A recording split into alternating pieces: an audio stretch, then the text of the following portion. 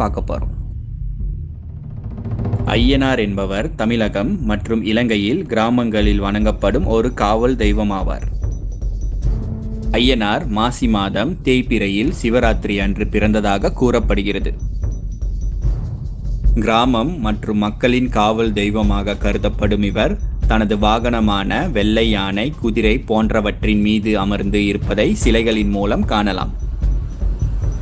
ஐயனார் சாஸ்தா, ஹரிஹரபுத்திரன், ஐயப்பன் என்ற பெயர்களில் அழைக்கப்படுகிறார்.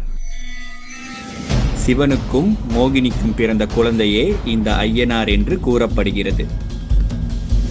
ஐயனாருக்கு தேவலோகத்தை சேர்ந்த புஷ்கலா தேவி மற்றும் பூலோகத்தை சேர்ந்த பூர்ணா தேவி என்ற 2 துணைவிகள் உள்ளனர்.